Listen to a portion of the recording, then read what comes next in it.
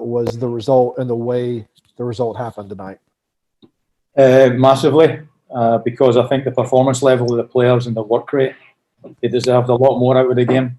I think everybody can see the performance level they put in tonight was incredible against one of the top teams in the Eastern Conference and probably one of the top teams in the country. So the guys can be happy with that. Obviously, we're very disappointed not to get 1 or 3 points, but I think if we continue that performance level in the games that we have left, hopefully we'll be well situated come playoff time.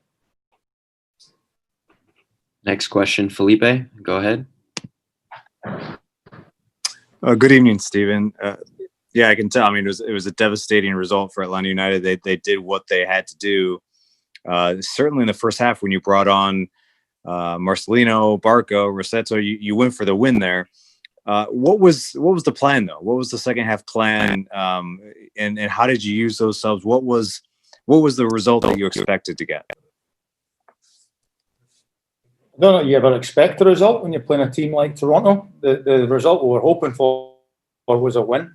I think it'd be fair to say we were in control of the game. I think we had the bulk of the possession. It felt like we felt like we controlled their dangerous players into positions that we wanted them to be in.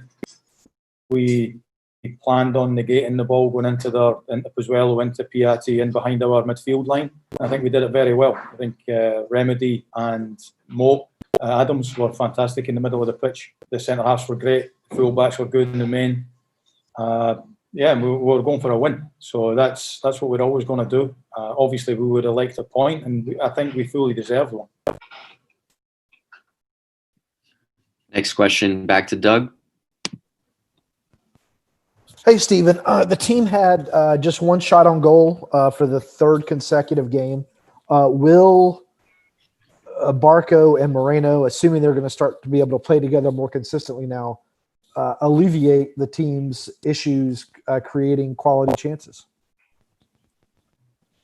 You would hope so. Yeah, I think we've played the bulk of the season without the designated players, without the top quality guys at the club that we know they are. And we continue to miss Joseph, who's the best striker in the country. So I think we've fixed a lot of the issues that were issues, and now we're getting the top guys back on the pitch. But I also think we are playing against top teams, so it's never going to be easy to score goals, make goals.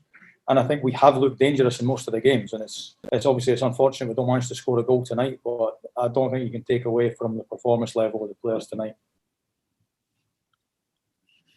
Go back to Felipe. Go ahead.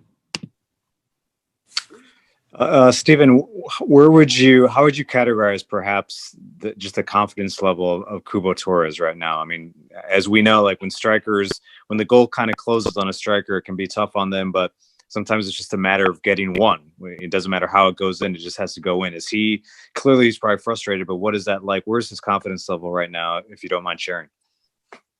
I'm sure his confidence level is very high. He's a top professional. He's a centre forward that knows it goes with the territory that you sometimes don't score for a little bit. I wouldn't say he's particularly missed fantastic chances recently. Obviously, when he was in the team at first, there was 2 or 3 chances we're feeling he should have scored, and he feels that himself. But the chance tonight, he's got good movement in the box. It's difficult because of the position of the cross to get enough pace on it, and he did really well to get the pace on it that he did. There's an issue with Cubo's confidence, and I think that's why he's the top player that he is. So I'm sure he's going to be, when he gets to score, he'll be able to take him and help the team win the games. Next question, Doug. Go ahead. Yeah, Coach. How do you think that Barco and Moreno look together tonight? I think they look very dangerous. They were obviously it's the first time that Barco's played for a long time. It's only Moreno's 2nd game for the group, against still very limited training that he's had with the group. So for us to get to know how he plays with the players tonight will be a great help. And obviously we get a good week of training leading into the DC game now, and I'm sure you'll see a very positive performance from a motivated team to build on the performance from tonight. All right. Thanks, Glassy. Safe travels. All right. Thanks very much. Thank you.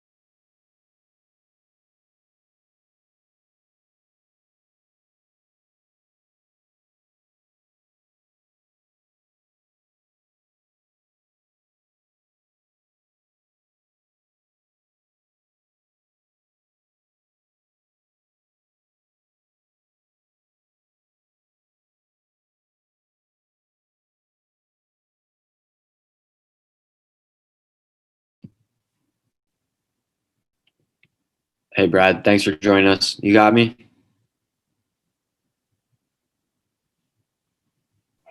Good. Yeah. All right, guys. With that, we'll take questions for Brad. We'll start with Doug. Go ahead.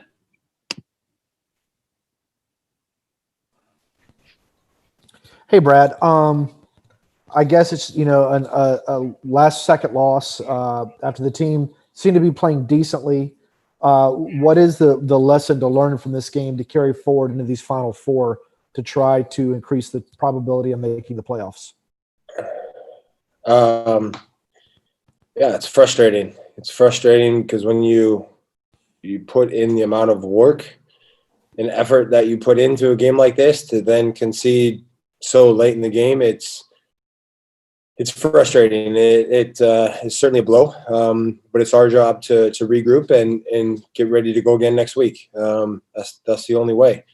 And in terms of how do we change, whether you want to say bad luck or whatnot, change the results. You need to work that much harder in training. We need to find a way to continue to push forward. And with the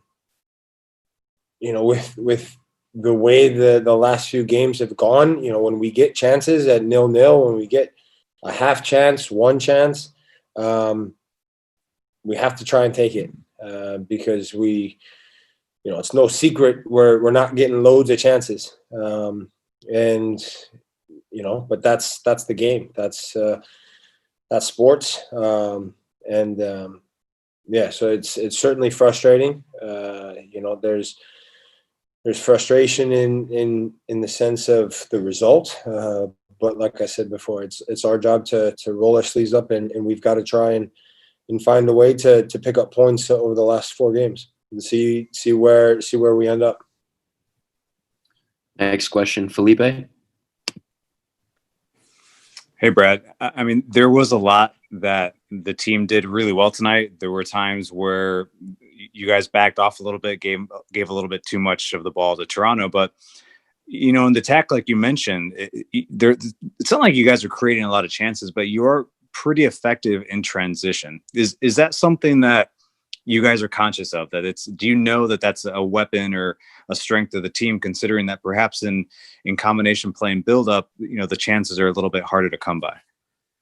Yeah, I mean, I think when you look at us from 4 or 5 weeks ago, I think it was quite obvious that we're probably taking too many risks in terms of trying to build up and play the ball in short passes and try and walk the ball through an opposition, because then we'd turn it over, we'd get punished, and the game would be out of sight. And so I wouldn't call it direct. I wouldn't say necessarily transition, but having the idea that once we win the ball, can our first look be forward? Can our first idea be a forward pass?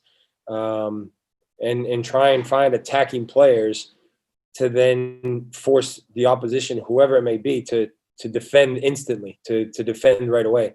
And so, yeah, I mean, you look at the players in terms of the pace we had on the field. You try to expose a weakness there. But if it's not on to play behind, then we need to be able to play underneath. And if you force a back line to drop off 2, 3, 4 times, maybe on the 5th time you play underneath, and then you start to link up with other players, and bring other players into the game. So it's a bit of both, and it's trying to have that savviness, that awareness of what the game is giving us in certain moments. Next question, back to Doug. Hey, Brad, I assume that for all the guys on the team, there's a boost of confidence or spirit or whatever when you see Barco and Moreno finally get to come on and play together. Is that accurate? Oh, I didn't hear you. The internet cut out here. Say it again. I assume that for the guys on the team, there's a boost in confidence or spirit when you see Barco and Moreno on the field together. Finally, I'm curious if that's true. Yeah, I mean they're good players. At this moment, we need anybody that can give us, ideas and creativity and just attacking options. The amount of games that certain players have had to play, it's certainly not easy. We understand that other teams are doing it, but it's maybe a first time thing for certain guys in our group, and so to add them back into the mix is certainly a positive. Next one, back to Felipe. Hey, Brad, I just wanted to go back to what you said at the end of that last answer about just being savvy, a bit of shrewdness in front of the net. Like, I know you and Joseph are close, and clearly you've faced him for a while now, but you've also played with and faced like some of the top strikers in the world. So, I mean, what do you see in training from this team? You've talked about it. You've been honest with us that it's a young team, a little bit inexperienced, but in getting that confidence in front of the net, is that something that the staff and you guys are truly trying to work on in training on a daily basis? Yeah, I mean, you can't replicate 90 minutes in a game. You can't do it. You can do crossing and finishing exercises. You can do finishing exercises. You can do it with no defenders. You can do it with defenders. You can do it with mannequins. At some point, guys need to take it upon themselves, and similar to my job is to try and keep the ball out of the back of the net. Their job is obviously to score goals, and I'm not saying it's one guy or two guys. It's everybody. The service has to be there. The ability to play underneath, to play behind, the quality of passes, the quality of a first touch. These are all little things that ultimately lead to goal scoring opportunities and then putting the ball in the back of the net. So you try and do everything you can in terms of training, again, with the games and obviously this is now our first week where we don't have a midweek game. The training part, you try your best to do enough at training that guys feel good going into the game, but at the same time that it's not exhausting and guys are tired for the game. And so there's certainly a happy medium there. But in terms of the coaches and the coaching staff, giving guys the resources, giving guys, the confidence in training. Yeah. I mean, it's there. But in games, you get one moment, you get a half a chance, you get, one chance. These are the things. And when you talk about Joseph, that's what makes Joseph so lethal. I mean, you look at what he does. Back of the net. And if it's not in the back of the net, I guarantee you give him another half chance, it will be in the back of the net, and that's the difference. And the old saying, right, that goals change games, for and against. It's obviously true. And, at the minute, for us, goals seem to be hard to come by. All right. Thanks, Brad. All right.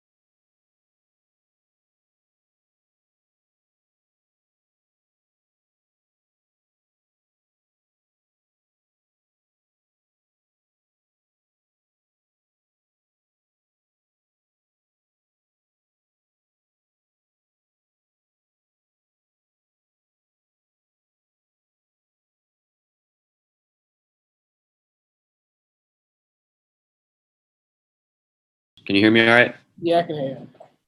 Cool. With that, guys, we'll get started. Take questions from Mo. We'll start with Felipe. Go ahead. Hey Mo, can you just walk us through, like, what was your role tonight, and how did that partnership work out with Eric? You guys had a lot to do. I mean, Toronto, their midfield is clearly one of the strongest aspects of their game. From my perspective, it looked like you were a little bit more of the engine there. But what did you see, and how do you think you guys did there? Yeah, glad you asked both of us to kind of be 2 6s, and just to kind of keep the balance in there and know when one of us will kind of step forward and put pressure on one of their sitting midfielders, or when the other one has to kind of keep a look on Pozuelo dropping in, or whether it be Pi coming inside. So I think, Eric and I did a good job in communicating and, sharing the responsibility of kind of, defensively, but then also offensively in terms of us in ball possession, who drops in, who kind of dictates the game, and then the other one, receives or goes in a pocket further up to try and, create space, but also get on the board to kind of play forward. Next question, Doug. Hey, Mo, why, in your opinion, is the team struggling to create scoring chances? It had just one shot on goal tonight, third time in 4 games that's happened. Yeah, I mean, I think it's tough when you're not playing with your DPs, you'd say. Of course, I think the game changed when Marcelino and Barco came in. They showed the creativity and the link-up play between the lines. They received the ball in pockets, turned to play forward.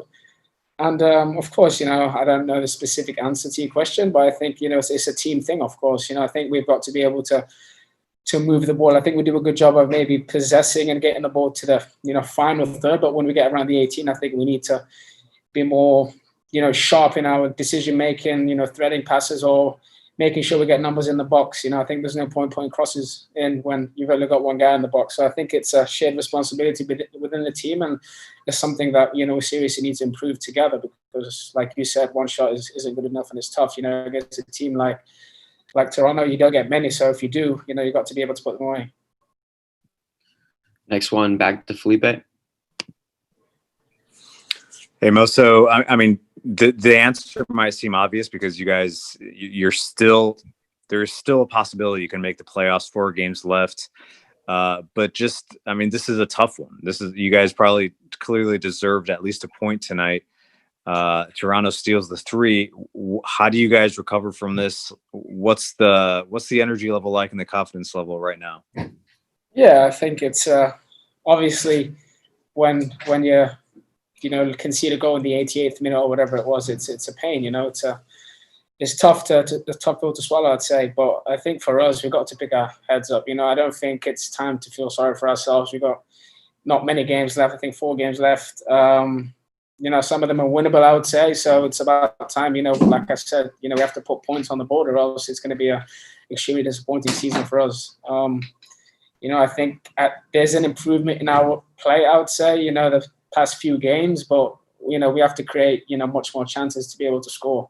I think it's not good enough to kind of get come here to a place like Toronto and play well and do your thing. But at the end, when you concede in the 88th minute, it just seems like all your work's kind of gone undone. Felipe, go ahead again.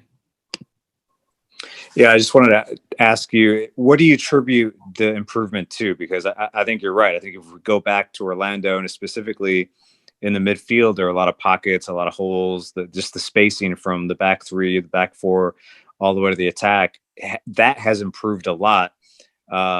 Clearly, the chances aren't being created like you guys would like. But what do you attribute that improvement to, especially just between the lines? I think it's just the organization. I remember the game we played against Orlando, the first one, when we lost 3-1. It was just too much interchanging. We were following bodies too much, kind of just chasing around. We didn't have a clear, I'd say, a plan when we don't have the ball. But now it just seems that we'll look much more comfortable to be able to sit. Everybody knows their responsibility, who presses, who drops off. I think it's just, it saves you energy this way too. So when you do get the ball, you're able to kind of, put your foot on it and then get to playing. But I just think the organization of the whole, back line plus the midfield has been so much better. And, we haven't really conceded. We had a habit of conceding very early in games. And I think we haven't done that in the past several games. So I think that's an improvement. But I would say it's just down to the organization and being able to the best of your ability. Next question, Doug. Go ahead. Yeah, Mo, if you could just talk about the confidence boost that comes from having Barco and Marino on the field together playing for the first time this season and how it can carry y'all in these next 4 games.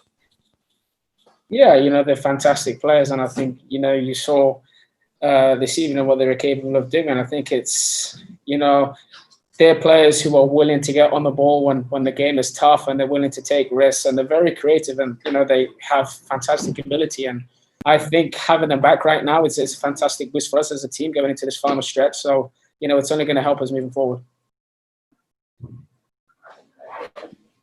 All right. Thanks, Mo. Safe travels. Thank you.